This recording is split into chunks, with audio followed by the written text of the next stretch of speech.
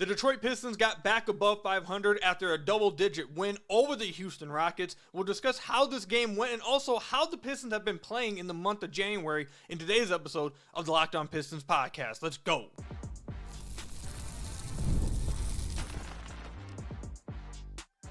You are Locked On Pistons, your daily Detroit Pistons podcast, part of the Locked On Podcast Network, your team every day. What's the deal? Welcome back to another episode of the Locked On Pistons podcast. Per usual, I'm your host, Kuka Hill. You can find me over on Twitter at Kuka Hill. I want to thank you guys for making Locked On Pistons your first listen of every single day. We're free and available on all your podcast platforms. If you haven't already, head to the YouTube channel at Locked On Pistons. Hit that subscribe button or leave us a 5-star review on whatever podcast platform you're listening to this on. That's another great way to support the podcast. And today's episode is brought to you by Prize Picks. Now is the perfect time to join. Download the app today and use code LOCKEDNBA to get $50 instantly when you play your first $5 lineup. That's right, no need to win to get the bonus. It's guaranteed. With Prize Picks, run your game. Later on, I want to talk about how well Jalen Duren played within this game for the Detroit Pistons. I also want to talk about later, let's compare the Pistons and the Houston Rockets and where they're at now. Because last year and last few off seasons, they were compared heavily. Then Houston made a big jump last year, and the Pistons obviously took a big step backwards. People thought they're really on two different playing fields. Is that still the case right now? I want to revisit that a little later. But first, let's talk about the Pistons' win in this game, and then I also want to talk about how well they've looked in the month of January. So they got a double-digit win over the Houston Rockets. Oh, also, by the way, make sure you guys head over to LockedOnDaily.com, type in your email, and you'll get a Locked On Pistons daily newsletter with your Locked On Pistons daily podcast. A lot of people have been loving it. If you haven't checked it out already, go do that for me. But they win this game 107-96. The big thing in this game was that third quarter from Cade Cunningham. The game was close. It was a competitive game, but then in that third quarter, Cade went 7 of 8 from the field, 3 of 3 from deep, 19 points. 19 points. The Pistons outscored the Rockets by 10 in that quarter, and that was a big reason why the Pistons were able to come out with the victory. The way Cade's playing, since Ivy went down, the way he's playing in this month, remember at the beginning of this month, I said when Jay and Ivy went down, Cade needed to showcase he is the franchise player. I am all NBA worthy. I am a franchise guy. And I'm going to shoulder more responsibility, and I'm still going to keep this team competitive, and we're still going to win games. And so far, he's done exactly that this month. In just this month, he's averaging 25.8 points a game, 8.5 assists per game, 6.1 rebounds, and he's shooting over 40% from deep. Cade has absolutely this month realized this team needs more from me. This team needs me to be more aggressive. And despite the last two games before this one where he struggled shooting-wise and the Pistons were on a 2-game losing streak, those are his numbers despite that. So Cade has been excellent this month.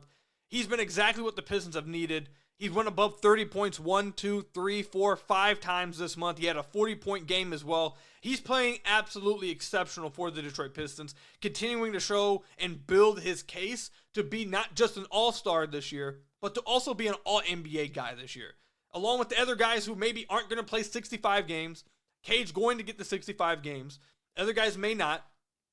Along with the way the Pistons are playing, and the way that they're able to, they're kind of above 500 despite the fact that they lost their second highest usage guy in Jay and Ivy. They're still playing this way, and the narrative and how he's playing, he's continuing to build his case, man, for all NBA. He's playing exceptional. This is exactly the type of season that Pistons fans have been wanting to see from Cade to prove to them he is your franchise guy. I don't know how he hasn't proven that this year. He's been fantastic, man. I'm having so much fun watching him. I know Pistons fans are having fun watching him. This has been great. This has been great. Now, I will say this. The last 5 games, he's had 8 turnovers in the game, 7 turnovers in the game. In this past game against Houston, he had 10 turnovers. That's absolutely unacceptable. He has to cut the turnovers down. He's been doing a good job of it month over month, but recently he's picked it up over the last week or so. So they have to pick that up, or he has to cut that out, I should say, because that really is going to hurt the team, and it's a big reason why Houston was even able to hang around in this game. But he was exceptional still within this game. Great. I want to move towards now, not just this Rockets game. We'll go back to it in the second segment where I want to talk about Jalen Duren and how he played. But I want to talk about how the Pistons have played in the month of January. again, it's so impressive to me, and you'll see from the stats, but it's so impressive to me because they lost Jaden Ivey this month. He is the only other guy on this team that is capable of being a paint touch. Or that, let's say, better way of saying that, because I do believe there's another guy on this team that can do it, but the only other guy that JB Bickerstaff is going to trust to be a consistent playmaker and consistent drive and kick guy in this team. If you watch the non-Cade minutes, I mean, it's even yesterday in this game against Houston, Marcus Sasser was able to have like a good 2-minute stretch where he just hit some step back threes. Like, that's cool. You know, good shot making, okay? But the process of those lineups has been terrible, and that's why the Pistons have struggled so much without Cade. When they don't have Cade on the floor, now that Ivy's out, all of their offense is beyond the three-point line or a shot outside the paint. Rarely ever, and I mean ever, are they able to get to the paint and get the defense in rotation. It's just a bunch of DHOs and living on, does Malik Beasley get hot from three and hit contested threes? Or does Marcus Sasser hit some contested threes? That's really what it comes down to. Outside of that, they do try to get to Tobias Harris post-ups on mismatches, and they try to take advantage of that when they can, I guess, but they don't have anybody that is able to beat their guy off the dribble, get to the paint, and then kick out and get the defensive rotation. It's tough to watch. Despite that, this is why it's so impressive to me. Despite that, this month the Pistons obviously are 8-3, but let's go deeper. Their net rating is 9th best in the entire NBA, again, without Jaden Ivey. 9th best in the NBA. Their defensive rating, 4th in the NBA. This month, over the 11 games, they have the 4th best defense this month at 108.4. I will say Ausar Thompson has started 7 of the 9 games he's played this month, and the Pistons have a defensive rating of 107 when Ausar Thompson is on the floor. So I think you are seeing the impact of starting Ausar Thompson and the way he's able to just warp the Pistons defense himself just because of how good of a defender he is. So I think you're seeing that as well. You go to the offensive end of the floor, they have the 16th best offense in the NBA. So this is a recipe that they can survive under. They have a passable offense, around an average offense.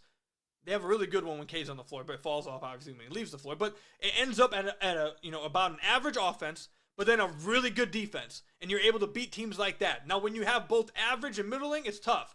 But you just want one to be average, around there, survive, and the other one to be really good, and you'll be able to survive off of that.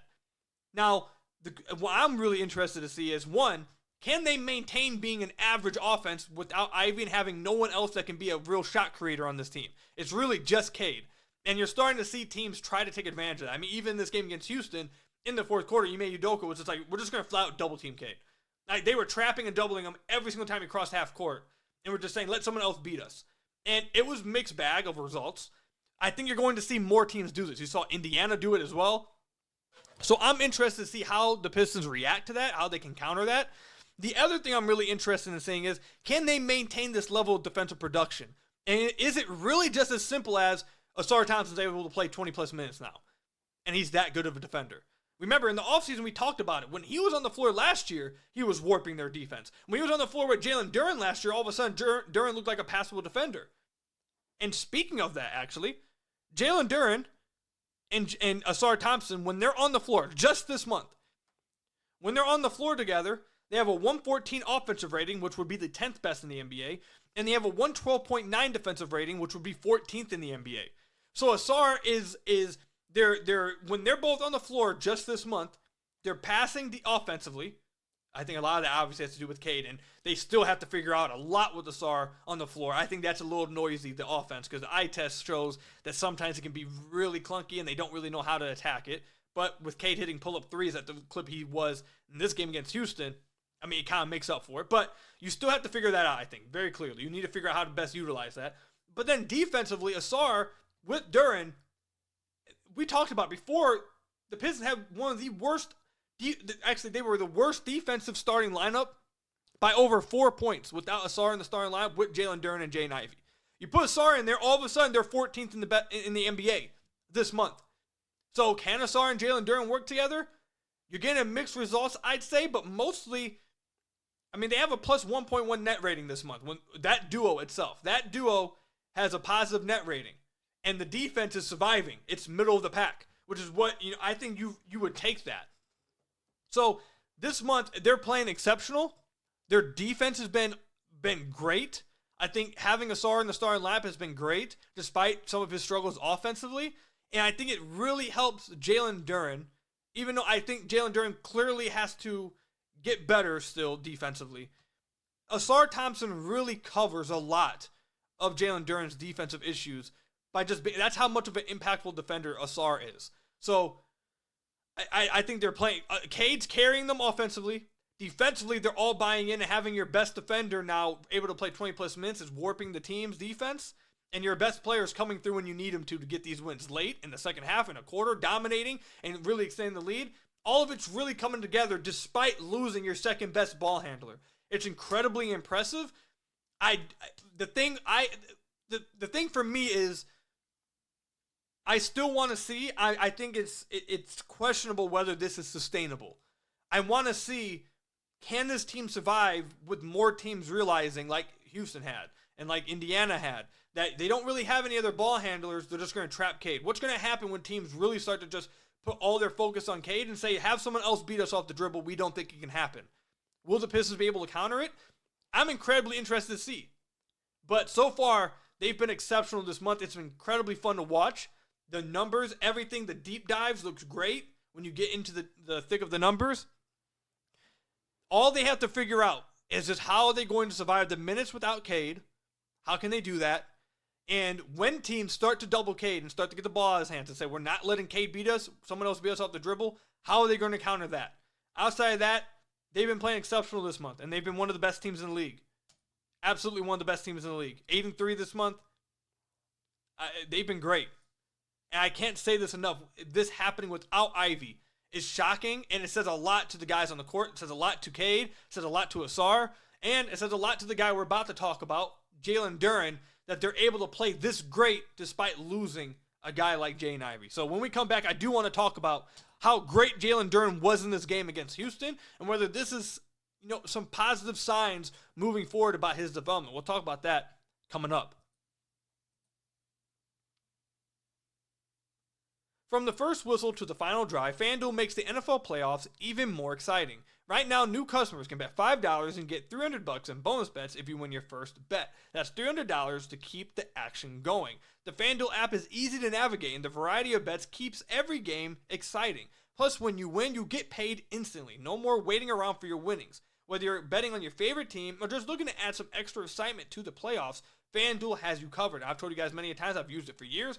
Super easy to use, super self-explanatory, but most importantly, super fun to use. So visit FanDuel.com to join today and get started with $300 in bonus bets. That's FanDuel.com. Make this playoff season unforgettable with FanDuel, the official sportsbook partner of the NFL. So I want to thank you guys again for making Locked On Pistons your first listen of every single day. We are free and available on all your podcast platforms. If you haven't already, head to the YouTube channel at Locked On Pistons. Hit that subscribe button or leave us a 5-star review on whatever podcast platform you're listening to us on. That's another great way to support the podcast. All right, so Jalen Duren in this game against Houston had what I believe was his best game of the year by far. He was engaged from the get-go. He played well defensively. He played well offensively. He was tremendous in this game against Houston. Tremendous. 16 points, didn't miss a shot, 8 of 8. Had 14 rebounds, 3 assists, and then this is my favorite part. He had 4 steals and 2 blocks in this game. He was incredibly active on the defensive end. So that's where we're going to start first. Because everyone already knows. I think everyone knows in the Pistons community what it is about Jalen Duren that will stop him from being a long-term piece of this team. And that is his defense. The defense has been much, much, much better with Isaiah Stewart on the floor. It's been much, much, much better when Paul Reed's on the floor. And Jalen Duren's really struggled this year on that end of the floor. He's just massively struggled. So what we saw in this Houston game, and what we saw, what we're seeing with Jalen Duren and Ausar Thompson on the floor, is that something that you can believe in? Is that something you can buy into? Or is it noisy? My God, can I not say the word?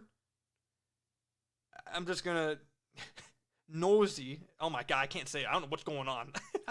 I for real do not know what's going on. I can't say the word. It's a lot of fluff. Let's just leave it at that. I am like a robot right now. I just like can't figure it out. I don't know what's going on. But can you read into it, basically? Can you believe in it? So I want to bring up the numbers from just this month real quick. From the month of January. Defensively, Jalen Duren this month, they have a defensive rating of 106.2 with Jalen Duren on the floor. When he leaves the floor, the defense actually gets worse this month. That's this month. So they're 1.7 points better this month with Jalen Duren on the floor. You compare that to the whole season, look at the numbers on the whole season, man. The whole season, the team's 6.3 points better with him off the floor.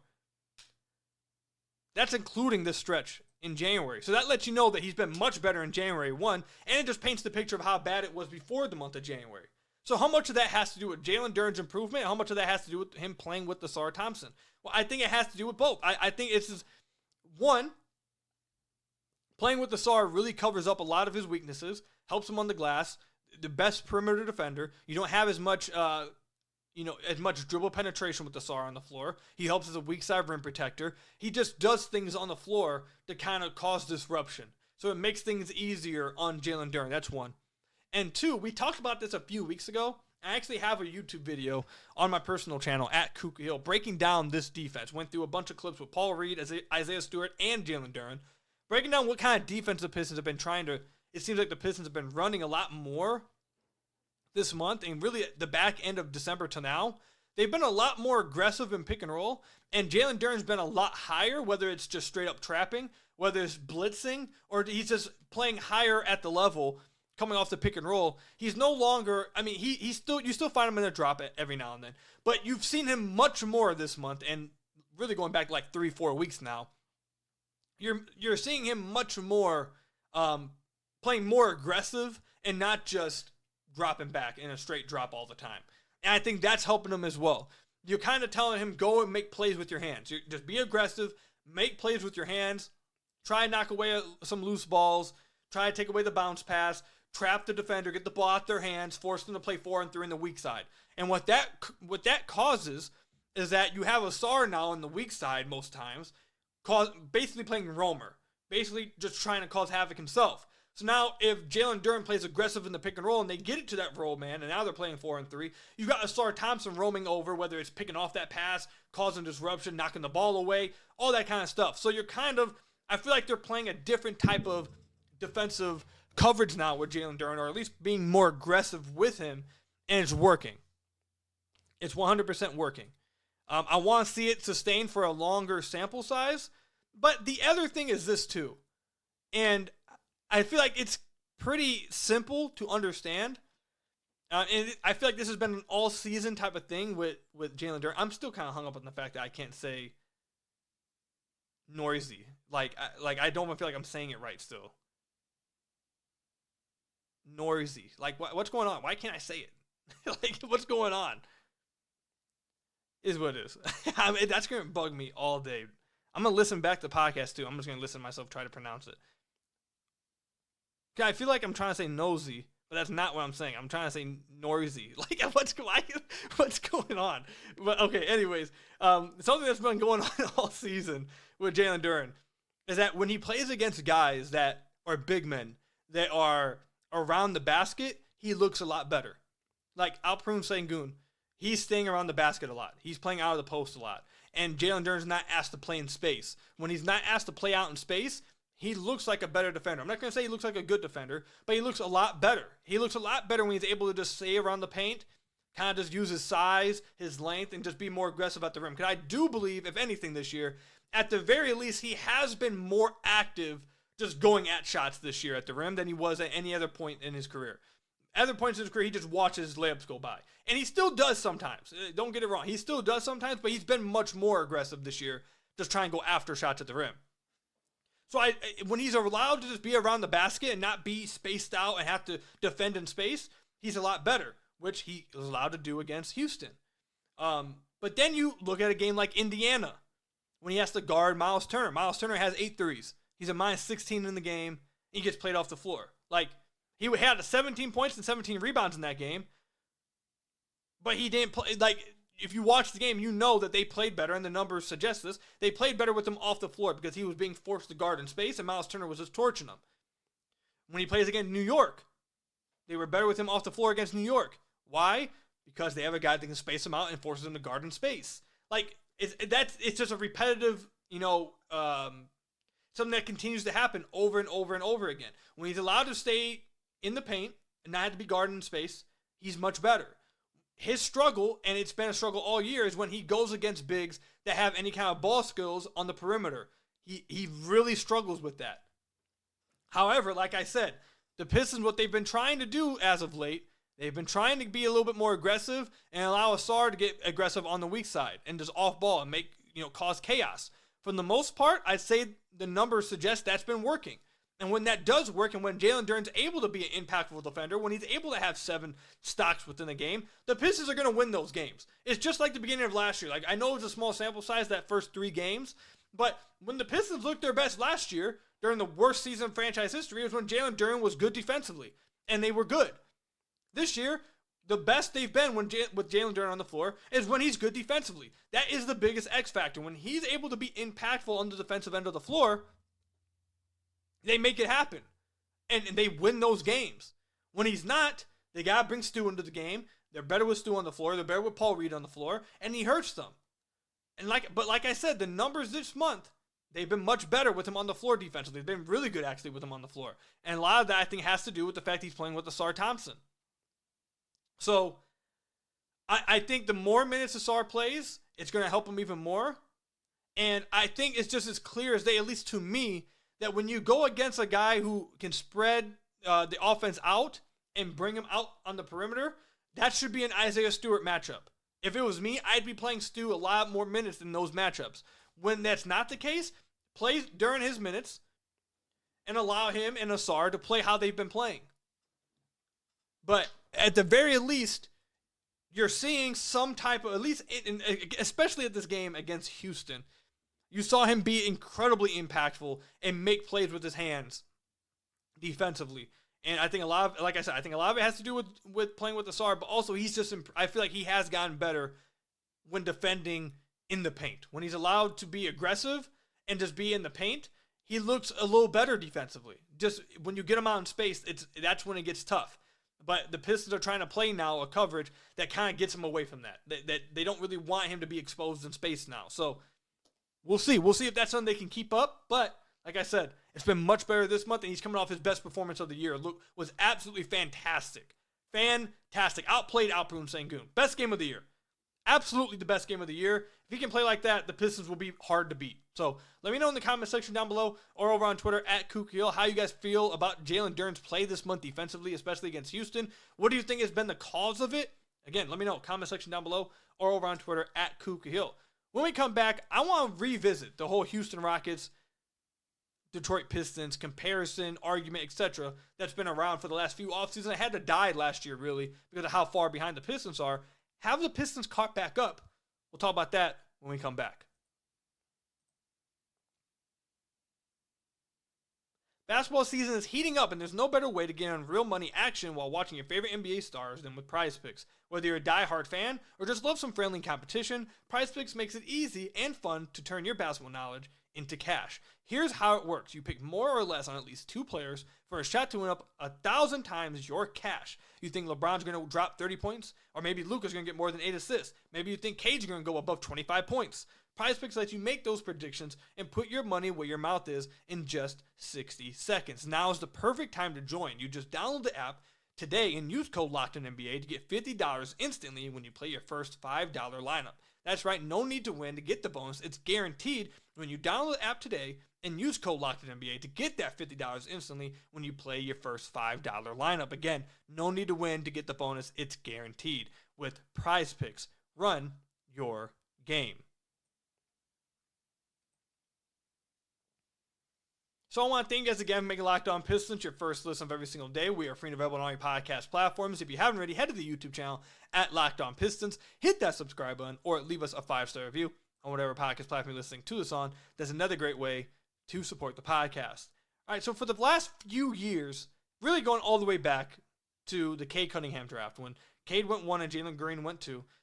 The Pistons and the Rockets have been compared. They've been like the rivalry that isn't really a rivalry, but kind of became a rivalry, but isn't really a rivalry kind of thing over the last 4 years. That's what it's been.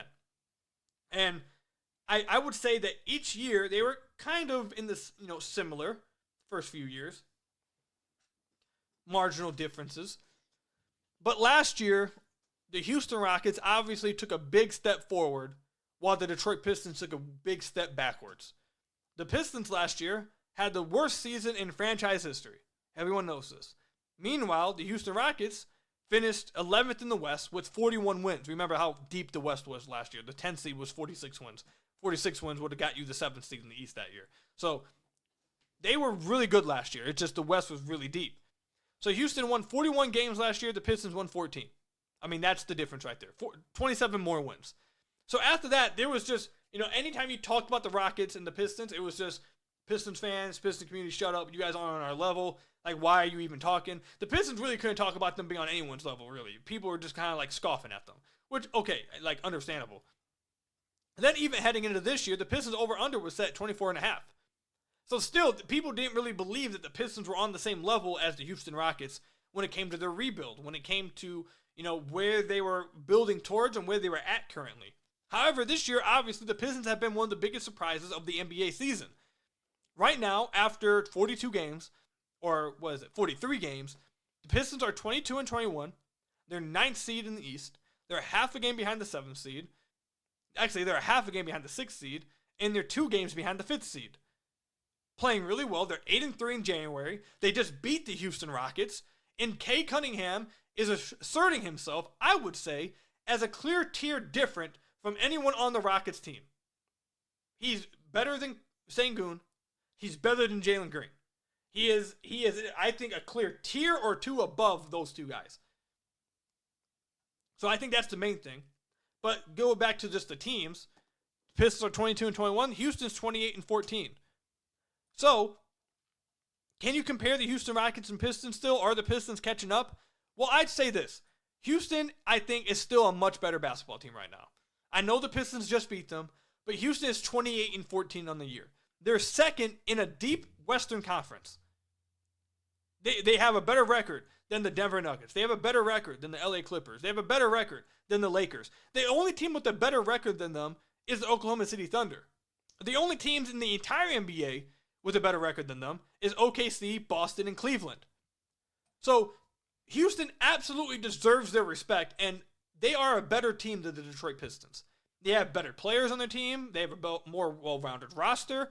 They have a coach that's been able to implement his system and his culture for more than a year, more than just a few months, like JB Bickerstaff. So right now, are the Rockets still ahead in the rebuild? Yes. Yes, they are. But are the Pistons catching up? And are they trying to make this an argument sooner rather than later? 100%. And the main difference is Cade Cunningham stepped up, and he's showing that he's the best player from that class. That's what's changed this. Cade has stepped up this year, got even better, and he's showing that he is the best player from that 2021 draft class. Flat out. The only other guy that people will consider is Evan Mobley. I'd rather have Cade Cunningham. Evan Mobley can't be your offensive engine. Evan Mobley can't create for others, be your main playmaker. He's not going to do any of that. He also is playing with Darius Garland, Darius Garland, what's going on with me? Donovan Mitchell, my goodness, and Jared Allen. Like, he has a stacked team of multiple all-stars, and he has 2 primary all-star creators at his guard positions. This is not to take anything away from Evan Mobley. He's been great. He's going to be an all-star. He might be all-NBA this year. He's been great. Do I think he's better than Cade? No. If he didn't have 2 all-star guard creators, I don't think he'd be on the same class as like right now. But like I said, this isn't about crapping on Evan Mobley. He's been fantastic. That's not what I'm trying to say at all. He's been absolutely tremendous. I think Cade's better. And I think Cade is showing that he's the best player from that class, and therefore, that's why the Pistons are catching up. That's why the Pistons are catching up to the Rockets. And the other thing, the Pistons actually put out a roster that makes somewhat of sense. They've actually put out a good product with getting a Tobias Harris, getting a Tim Hardaway Jr., getting a Malik Beasley, getting a JB Bickerstaff, a coach that actually cares and wants to be here and wants to actually coach, getting a GM, a president of basketball operations, who's able to make his own decisions and is bought in. Everything from the last few years has changed for the Detroit Pistons. Cade's gotten better. New head coach, new president of basketball operations, new roster. And now things have completely flipped to where now I think the Pistons and the Houston Rockets rivalry should be back up. Right now, being objective, obviously, the Rockets are ahead. They're one of the best teams in the NBA this year. They've been a great story. They've been fantastic. But the rivalry is heating back up. Pistons are catching back up. And give it a year. That's what I'll say. Give it a year, and we'll see which team is better at that point. Because I think Houston has better veterans right now. I think they have more impactful veterans. I think they have a overall better young core that's deeper of talent. However, again, I think the Pistons have a decent roster, and they have the best player. And that usually is what wins out. So I think the rivalry's back on, basically, is what I'm saying. Last year, it had to die. The rivalry, trying to have a rivalry last year when you're winning 14 games, that's just embarrassing. You can't do it. Now, I think the rivalry's back. And I think the comparisons are going to go back to happening, especially after the Detroit Pistons just beat them and Cade Cunningham outplayed everyone else on the floor and tormented them the entire third quarter. So, I think it's back. Give the edge to Houston still. They've been great this year, obviously. Not trying to do anything, not trying to be crazy. But the rivalry's back. Give Detroit a year. We'll see in 2025, 2026 what happens. Let me know in the comment section down below or over on Twitter at @KukaHill. Do you guys think the Pistons rivalry with the Houston Rockets is back up? Or do you think the Pistons still have a ways to go to get back into those kind of conversations? Again, let me know. Comment section down below or over on Twitter at KukaHill. That's all I've got for you guys today. Thank you guys for making Locked On Pistons your first listen of every single day. Free and available on all your podcast platforms. Hit that subscribe button to the YouTube channel. Leave us a 5-star review, whatever podcast platform you're listening to this on. And until next time, I'll see you guys later. Stay safe out there. Till next time, peace out.